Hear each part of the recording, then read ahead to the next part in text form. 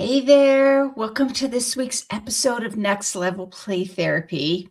If you have ever left a session wondering, did that work? Or I'm not sure what really happened in there, then today's session is for you. We're going to talk about what you can do to help your clients make more progress, usually more quickly, without having to do more. So that's what today's episode is about. Instead of feeling like you have to go search on Pinterest or check out more things in your Amazon cart. That's probably just me. I know it's not just me. Oh my gosh, I do so much. I don't even want to talk about my Amazon cart. I just love getting more. Actually, there's so much good stuff there. Anyways, so no shame if you're like me and you are filling up your Amazon cart or your wish list with things. The thing is, though, that's fine. It's not really that is the problem. I think what gets most play therapists stuck or derailed is not using intention and knowing what to do, when to do it, or how to do it.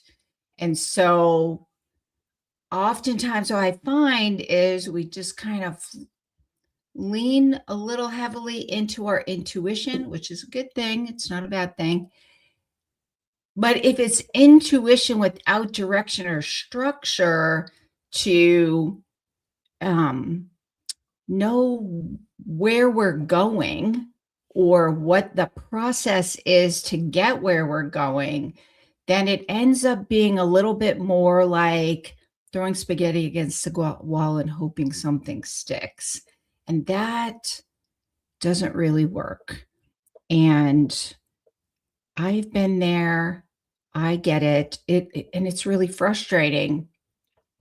So one of there's a couple of things that I want to talk about, actually three things that I want to talk about that I have found over the years that are actually going to help you move the needle quicker without having to do more, without having to take more trainings, without having to read more books, without having to go scroll the internet to figure out.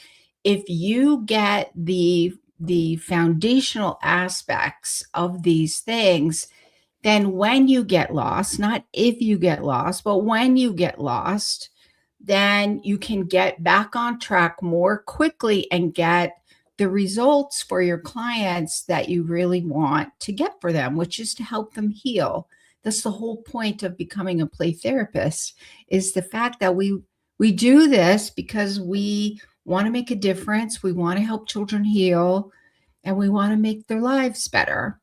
So that's what today's episode is. We are going to be talking about a concept I've talked about in the past.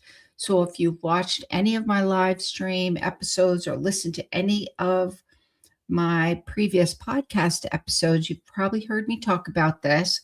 I talk about it a lot, and that is that fancy term called case conceptualization.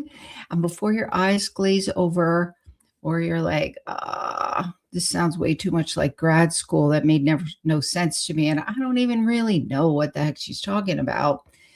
I'm gonna talk a little bit about what that is and why it's so important. And the idea of case conceptualization is, in a nutshell, that you have, I call it being your clinical detective. You have done your clinical detective work to go in and ask all the questions about who, what, when, where, and how, frequency, intensity, and duration. And then you've gathered all those informations. You have not skipped that psychosocial assessment step, especially with the parents. you have not skipped that step so that you can use that information within within the context. Your theory model is going to influence your case conceptualization. So case conceptualization is you've taken all of that information and now you have formulated what is your working hypothesis, so to speak. That is a term that I learned years ago and I grabbed hold of it when I took training way back, over 20 years ago now, from Eliana Gale, and she used this term, working hypothesis. I like to give credit where credit is due. That's not a term I came up with, but I love it and I use it all the time. So this idea of working hypothesis is you've taken the information and you've formulated what you believe is at the root of the problem.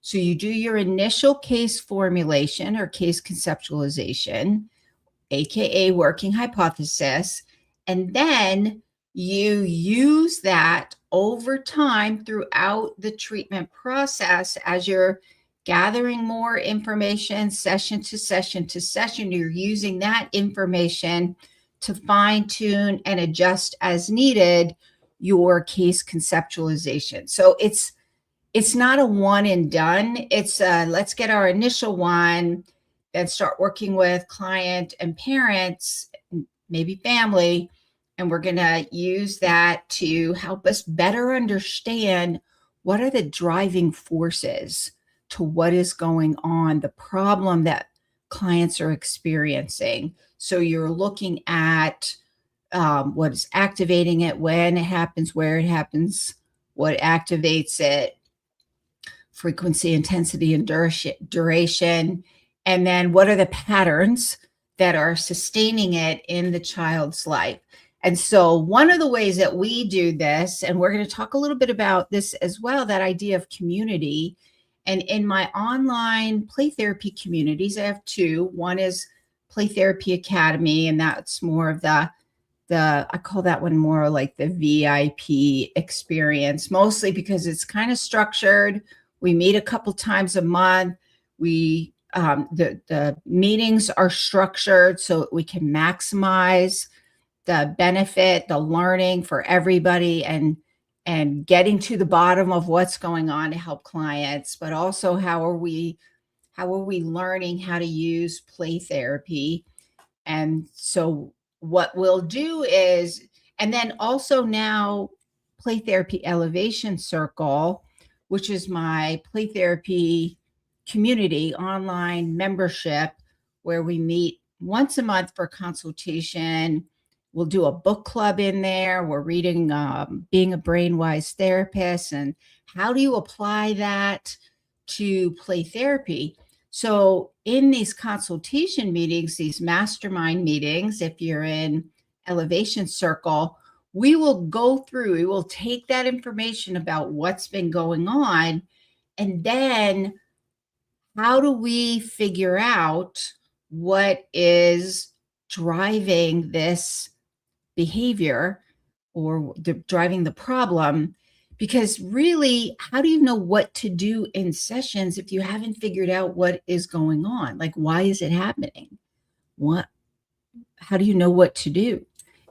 That's when people end up using the spaghetti against the wall method, where we're just kind of going along instead of really clinically thinking about this in a strategic way to better understand what's going on. And this is, I think this is even true for child-centered play therapy. And here's what I mean by that. When you're using child-centered play therapy, you still are formulating your hypothesis about what's going on.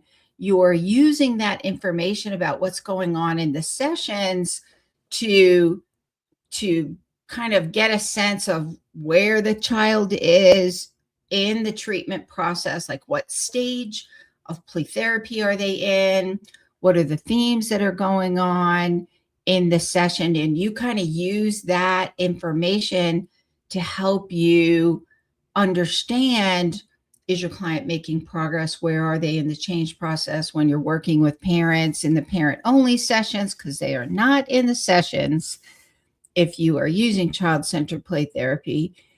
And then how do you use that information with privacy and parameters around it to help parents facilitate the change at home? And even though you're still allowing the child to lead the session, even with your tracking, you're not leading with your tracking, you're still using case conceptualization to help you figure out what's going on. And it's probably going to influence what you're tracking and how you're tracking it to kind of allow what's going on in the session to allow that to kind of bubble up to the surface, so to speak. So your case conceptualization is critical for really being intentional and having a sense of what is going on with your clients. And so I think kind of training your brain to look for the details. We do that a lot in the consultation mastermind meetings in Elevation Circle and in Play Therapy Academy when we do the consultation, because that, if we're going to give support in helping you know what to do, when to do it, and making sense of what's going on, we need to figure out what the problem is. What are the roots of the problem? Why is it happening? Frequency, intensity, and duration, so you know if things are getting better or not getting better. These are all really important things, and it's the first step to really understanding what's going on so you know what to do, which is the next thing. Your play therapy model really does matter. Why does it matter? Like, I use an integrative approach, right? That's what we talk about, an integrative approach. This was several years ago, a therapist, I was in conversation and we were chatting, and the response was, oh, we're out of grad school and now we're in the real world. She didn't say this exactly. This is my paraphrase of the way I heard it. And so, we all just use an integrative approach, which my response back was, well, even when you're using an integrative approach, you still have the theory models that you learned, and those are still influencing what you do and how you do it and when you do it and how you make sense of what's going on in there. So if you're using blending 2 or 3 theoretical models, you're still conceptualizing it through those lenses. And I would say that's true even for play therapy. Your play therapy model, even if you're using an integrative model, and some integrative models kind of blend theories together, and some integrative models have a specific kind of foundational theory, and then they'll blend some other theory models in there. They're still making sense of what's going on. And in those theory models, that influences how you show up in the play therapy session. So if I'm using child-centered play therapy, I'm going to show up in a way that's true to child-centered play therapy. So I'm going to be tracking. I'm not going to be leading. I'm going to be following. I'm going to be talking in a certain way. And that's probably going to be different than if I'm using maybe a CBT play therapy model, or maybe even a more, because that CBT is very directive, or what are some other models that are, or DBT, if I'm using some of those strategies in there. If I'm using prescriptive, I'm probably leading. I would say still we're using tracking, which is across the board for all play therapy sessions, but all play therapy models, but how we do that's going to be influenced by our theoretical model. So, um, your theory model is really going to influence what you do in the sessions, how you do it, when you do it, and when they're ready for change. When they're ready for discharge. And so it's also going to influence how you make sense of it. If I'm using child-centered play therapy, I'm making sense of what's going on through that theoretical lens. If I'm using attachment theory and maybe interpersonal neurobiology, which are my two faves, then I'm going to be making sense of it in that way. The likelihood, if I'm using that model, or theoretical model, the likelihood I'm going to at some point get parents into the play therapy session is pretty high, because that's my theory model, and that is influencing what I do, when I do it, and how I do it. So your theory model is really important. It's kind of like your GPS or your roadmap. So your case conceptualization, well, when my mouth works, your case conceptualization is how you make sense of what is going on. Then your theory model takes how you're making sense of it, how are you identifying what the problem is, and then tells you what to do and how to do it and when to do it. That's going to influence the stages of play therapy and what you're doing in each of those stages of play therapy. So a lot of times when we're meeting in Play Therapy Academy or Elevation Circle, and we're doing our consultation calls or our mastermind calls, then we are looking at and identifying first, what's the case conceptualization? Like, how are you making sense of this? What theory model are you using? And that's going to influence what you're doing in the session. So when we're talking about when we're giving support and ideas for how to help your clients, if you're feeling stuck, then those two components are critical in order to provide the support. So if we know that you like using child-centered play therapy, then when we're giving feedback, we know how to provide that feedback in a way that is consistent with the model that you're using to help you use that model to move the needle forward for your client.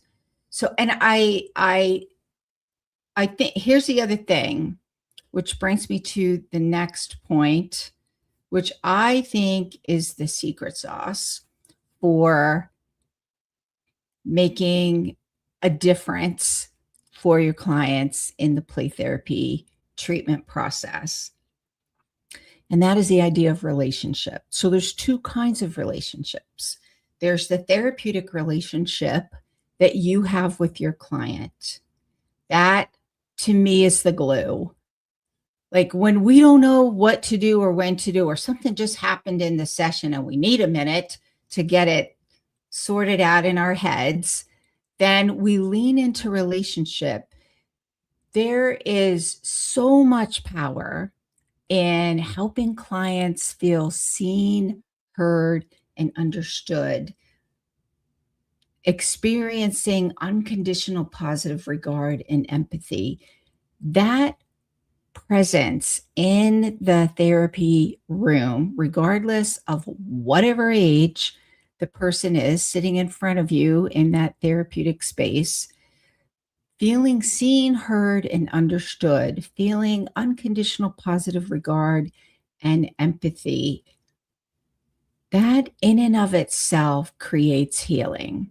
And in our play therapy elevation circle, we're reading the book Being a Brainwise Therapist, and a lot of what Bonnie Badenoch. So she uses that interpersonal neurobiology theoretical lens, and then she in the book talking about really how do you take that theory and what does that look like when you're applying it? And so one of the things that she talks about from an interpersonal neurobiology standpoint is how that experience, that therapeutic experience in the playroom or in the therapeutic space, if you're meeting with a child, a teenager, or an adult, that in and of itself is healing. That in and of itself will rewire some neurobiology, some of those neural connections for healing to improve integration. And Daniel Siegel talks a lot about the importance of integration. That's how we move the needle forward and facilitate healing, because that is the lens that he uses. That is the lens that Bonnie Badenoch uses in the work that she does, that she spells out in her book, Being a Brainwise Therapist. So that therapeutic presence to me is the secret sauce. We need the other things. It's a balance. Sometimes we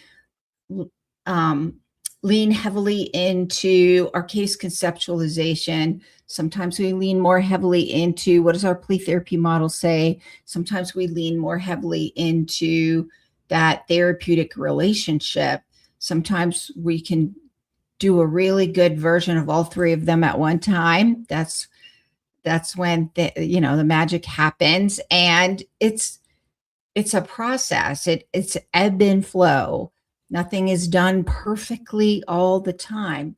And when you're not sure what to do, we lean into that therapeutic relationship and be fully present in the moment. To me, that's the magic of child-centered play therapy, is just that therapeutic use of self for presence, helping to feel seen, heard, and understood, and that unconditional positive regard and empathy. But even with child-centered play therapy, there's a structure to it, and there's intention behind it. And when all else matters, regardless of what play therapy model you're using, leaning into that therapeutic relationship is what's going to help keep things moving forward. It's going to help clients stay in the treatment process. It's going to help them get through the hard parts, because they can experience that support from you in the playroom, including parents. Parents need to experience this as well with you. And that might look a little different than it does with the kids. And here's the other part of that with the secret sauce. So we are wired to connect. We know that from an attachment standpoint, from that neurobiology standpoint. As human beings, we are wired to connect in varying degrees. Some of them, we all have varying degrees of what connection means for us and how much we need or don't need. But we all fundamentally need it. We all fundamentally need access to support. And so as play therapists, we need that too. How are you getting the support that you need? How do you get that support in your personal life? And what does that support look like in your your professional life? Professionally, where are you getting that support? As I talk to people all over the US, mostly, sometimes outside the US, as I talk to people, one of the things that I hear all the time is that they are the only play therapists in their agency. They are the only play therapist in their community. They might be in private practice, so they're the only ones in their practice. And especially when you're coming out of graduate school, I can't tell you how many times I hear this from people coming out of graduate school, which is, I know I want to work with kids, and I'm in this agency. I'm the only kid therapist, and my supervisor is awesome, and they only work with adults, so they don't really know how to help me with this. And I'm kind of surprised, but not anymore because I hear it so much. But that was my experience almost 35 years ago, before there was internet, before we had access to all these things. I had seen play therapy in action when I was a special education teacher back in the mid 1980s. And the school psychologist and school social worker were learning this play therapy thing and sharing it with me. And we did a play therapy group with my class of, I think I had 10 kids in the self contained special education class for children with, I hate this term, emotional disturbance. Emotional problems. They couldn't stay in the regular classroom because their emotions were too big and it interfered with their learning. So I had witnessed it. I knew what it was, and then went back to graduate school, and there wasn't really much in graduate school. Well, there wasn't really anything about play therapy. I had a diagnosis class for kids. That was helpful. And all my training was family systems training. But there wasn't really much about play therapy. And then we've come a long way since then. Play therapy has pretty much become like the go-to therapy for kids, and yet we still have situations where therapists are in agencies working with children and not really having access to the support that they need in order to do that. And so it's kind of hard being a play therapist sometimes when you're the only play therapist around, or the only play therapist in your area, or even as a seasoned play therapist, sometimes we need help. I get stuck sometimes. Um, and here's what I've noticed in the play therapy elevation circle. I've also noticed this in Play Therapy Academy, the consultation part. If you ask people in those two different memberships what is really the secret sauce, is it just solely my almost 35 years of experience in the child and adolescent mental health field, or is it that community where we get together and it's my 35 years of experience plus all of the experience of the other play therapists. And I that is my favorite part. Like, I love doing these consultation meetings or mastermind meetings, and staffing clients or discussing issues that are relevant to play therapy that are coming up. And we're talking and we're going through the case conceptualization. We're identifying what the issue is. We know what play therapy model you want to use. And now it's not only my experience, but it's also all of the resources and experience of the people in the community, getting their ideas, and I can't tell you how many times we've had a discussion and I've kind of homed in on one thing, and then another person in the group will mention something and they'll share some of their insights, and we're all like, "Oh my gosh, that is so good." And it kind of changes the conversation, and now we're thinking about that in addition to the other, and that gives more people ideas. And then one person will say something and that gives another person an idea. And I feel like we get a much more well-rounded, and people leave feeling supported, feeling seen, feeling heard. If they've had a rough time, then they don't have to explain what play therapy is, because we all get it. And we can kind of give some support if you've had a rough day, like we're all, we hate when that happens, or a rough conversation, or something happened in the playroom. I had that happen like years ago when I was in private practice. I was in a group, and there was another person with their private practice, and we kind of helped each other out. We were each other's support system. And so this thing happened, and it freaked me the heck out, man. And I leaned into relationship and got through the session doing my child-centered play therapy tracking. Um, and I called my friend up and I was like, "Oh my gosh, you have to talk to me. This thing just happened." And then we both kind of laughed, and she's like, "You're freaking out." I'm like, "Yes, I'm freaking out."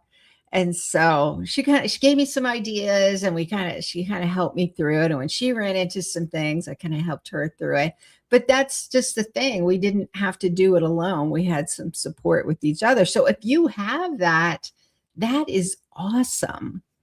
But if you don't have that, then I don't think being in a play therapy community or consultation membership or program, I don't think that's a luxury. We talk a lot about it, but we kind of act like it's a luxury, or we think, "Oh, I don't have the time."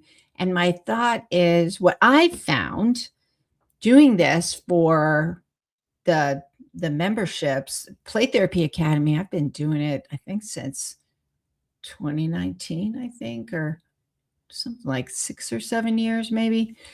Um, and now Elevation Circle, we're coming up on our 1-year anniversary. In March will be 1 year that I launched it for people who didn't need Play Therapy Academy. One of the things that I have found in these is that people feel like they get actually more time back, because what I might have spent hours or days trying to figure out myself, I can bring it to the community, get some feedback, and get support pretty quick. And also, what I find is when we're having these meetings, group community consultation meetings or mastermind meetings, then one person might be presenting, but that reminds another person of, "Oh yeah, that happened to me, that same thing. Oh, I think that's what's going on with my client." So there's this synergistic learning among all of the members, um, that kind of helps everybody out. And I think that's the benefit. I think that's what helps us work smarter, not harder. I think that's what helps us bring all of that case conceptualization and how am I using my play therapy model? How I'm feeling stuck. I'm like, I'm getting triggered by this thing. So I can't show up with unconditional positive regard and empathy. So that kind of helps me figure out what that's all about and then get back on track with that. I think I think we are wired to connect. I think as play therapists, we understand the power and the importance of being connected. And I think in the play therapy arena, field, or whatever you want to call it, that idea of having a space, a safe space, private space, confidential space where I can take what's going on with my clients and get that support, knowing that I'll get the support I need. I won't get judgment. It'll be private, and I can use that to help me make a difference and avoid feeling burned out, overwhelmed, and second guessing my career decisions. That, am I really meant to be a play therapist? Because we've all had that. I know I've had that. And being part of a community helped me get through those. And I think that's why I'm so passionate about this idea of being part of a community, which was the catalyst for me starting Play Therapy Elevation Circle. So I'm going to talk a little bit more about Play Therapy Elevation Circle. I'm also going to talk about a free webinar that I have coming up, where we're going to talk about how to stop second guessing yourself and what do you need in order to kind of move the needle forward. And let me do a quick recap first, which is basically before you can figure out what you need to do or what what's going to help your clients who really need to figure out what's going on, what is at the root of the problem, and what is sustaining that problem. That is the first thing that you need to figure out. And sometimes we need help figuring that out because we're stumped. And so being part of a community can help with that. And that's going to help you then know what to do, and you're going to use your play therapy model to guide your decision making and help you understand what it is you need to do, when you need to do it, and how you need to do it. Your play therapy model also is going to influence how do you know where they are in the stage of play therapy treatment change? What play therapy stage are they in? So if you're trying to figure out if it's working, then you need to use your play therapy model to figure out what stage that they're in. And that is also a place where your play therapy community, your support system, can help you figure that out when you're feeling a little stuck and you're not sure, or maybe you're second guessing yourself. And then the third thing is, this is the secret sauce, and that is that therapeutic relationship. It is the glue that holds everything together. So when you are not sure what to do or you're feeling a little stuck, lean into that play therapy, that therapeutic relationship, maybe even a little bit more until you have a little time to sort that out. And don't forget to build that therapeutic rapport with parents. They're going to be the key to that long-term change of when you're not around anymore, and are they still on the right track, so to speak? Are they still doing well after they've completed play therapy? Children can't be their own therapeutic agents of change. So basically what you're doing is you're building that therapeutic rapport with parents to help them be that therapeutic agent of change at home and in the community and their everyday life, for their child, helping their child know what to do and giving their child the support that they need, helping parents read the cues of their child so they know what to do. And so that therapeutic relationship is really, really important.